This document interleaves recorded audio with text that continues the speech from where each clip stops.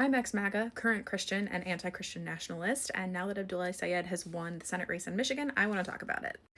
So now that all these videos are coming out talking about how Abdul Al-Sayed, which I looked up how to say his name and I got two different answers, so I'm sorry if I'm not saying it correctly, but there are all these videos talking about how he has won, and predictably we're seeing a lot of the same comments as when Mamdani won. Things like, this is the downfall of America, things like that. I don't even want to repeat some of it. It's a lot of very Islamophobic rhetoric. So as someone who went from being very Islamophobic myself and believing a lot of the propaganda about Muslim people and their agenda and just them in general as human beings, I want to talk about it. Specifically the moment that actually started to change that for me. There are so many people, even in the circles that I still run in, who fully believe a lot of really horrible propaganda about Muslim people, about Islam in general, about what will happen if people who follow the Muslim faith enter into American politics, hold office in American politics, and I used to believe all of it. I want to be very clear about where I was and how far I've come, because I don't think I can overstate how bigoted I used to be. I was never openly hateful, but I very fully believed I am someone who loves everyone, but is realistic about the world and the evils that exist in it. Aw, sweet summer child, you had no idea. And now this is very important.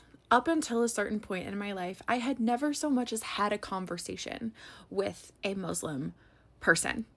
Not so much as a conversation, but I heard a lot about it from my church, from people in my family, from Christian events that I attended. There was this very strong undercurrent that I just took as fact that Muslim people are out here to get us. There's this undercurrent, there's this agenda, and somehow that applies to all of Islam, but the negative undertones in Christianity only apply to a certain sect. Like Christians, overall good, Muslims, overall bad, and the fact that there are bad actors in both, and that's only a small subsect of the entire religion, of the entire movement, the nuance wasn't there.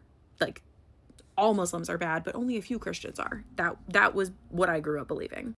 And then one day, I went to a liberal college. Shock and horror, but hang with me. For some reason, I don't know why, because I was still very extremely conservative at this point, I decided to take African American literature as one of my gen ed courses to satisfy some requirement before I could get into dietitian school that I later then got kicked out of, but that's another story for another time. So in this African American literature class that I took specifically to get outside of my own comfort zone, which I cannot stress enough how at that point in my life that is out of character for me. I very much liked being in my comfort zone, in my bubble, but something possessed me to stretch myself specifically by signing up for an African American literature class. We had an assignment that was to find someone in the class who lived very differently from us, interview them, and then write a paper about it. And somehow I ended up getting paired with an absolutely adorable, sweetest human being in the entire world, girl in a hijab. And when I tell you, when we met, I think we met for coffee or after class, sat down and spent an hour talking to each other.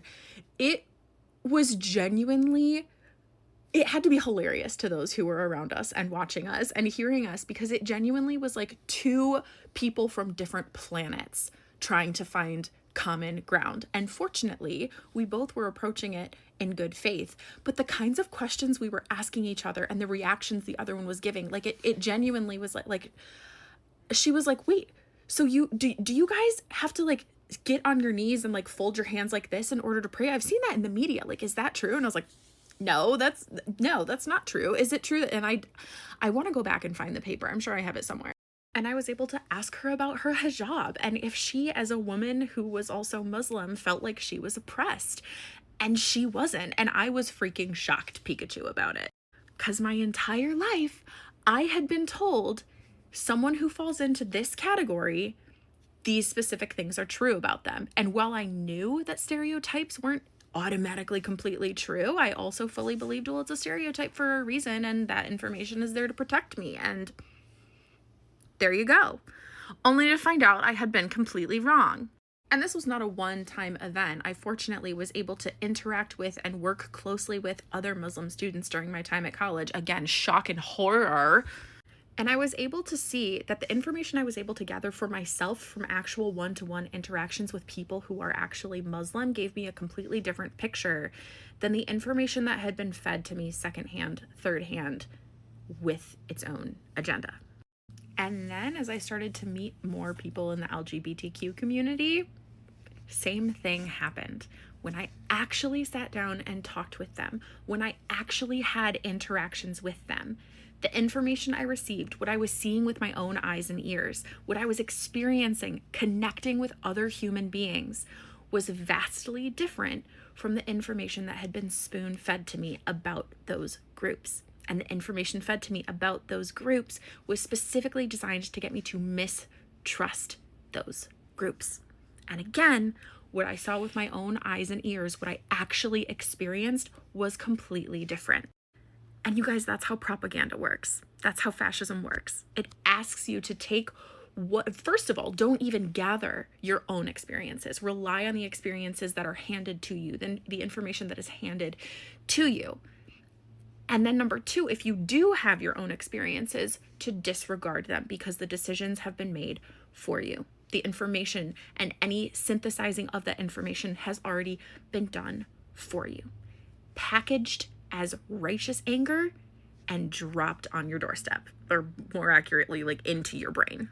So my question, especially to people who follow this rhetoric, who are like, yeah, no, there's good in everyone, but we have to be aware because there's this agenda. When was the last time you, in good faith, sat down with someone in the group that you mistrust, that you think is evil, that you think is plotting, and had an actual human interaction with them? When was the last time that happened? Because if you're anything like me, until it was truly forced upon me because I had to do it for a grade, it hadn't happened at all.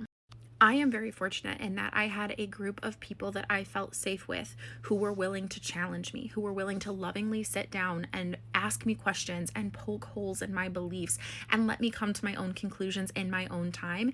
And that saved me from, honestly, the cult that is MAGA. Not everyone has that though. So now I want to talk to the people in the room who are not MAGA, who maybe have never been MAGA, and who are really frustrated by people so slowly coming to their own senses, or even coming to their senses as a result of harmful policies impacting them, and not as a result of seeing suffering from other people and realizing then that they were believing the wrong things. I understand that it is incredibly cathartic to go, oh, took you long enough. Oh, so you only realize what's going on when it ends up affecting you. And I want to challenge you. Be a soft place to land for people, because getting out of this mindset, coming out of genuinely what I just believed was objective truth, it's incredibly difficult and it's scary. You're basically walking away from what you know and into the unknown, which, yes, should it happen sooner? Absolutely. Would it be great if people could look at the suffering of others and not have to have it affect them before they realize something nefarious is going on? Yeah, that would be ideal. But at the same time, us having a cathartic experience by putting down people who are starting to come around, who are starting to ask questions, that's not nearly as important as actually winning over hearts and minds. We need to be openly accepting and welcoming in people who are starting to ask questions. And I know that because I was the person who very slowly started to ask questions. I was the person who very slowly started realizing there's cracks in my ideology. There's cracks here that I can't reconcile. I know this isn't right. And only because I had a safe place to ask questions, to learn without being judged, only because I was welcomed with open arms was I able to make it out of this way of thinking. And it's so much more important for us to help people come out of this way of thinking than it is to have a cathartic experience and shouting down at people because it took them too long to come to the same conclusions that we have. All right, thank you for coming to my TED Talk on this. Have a great day, and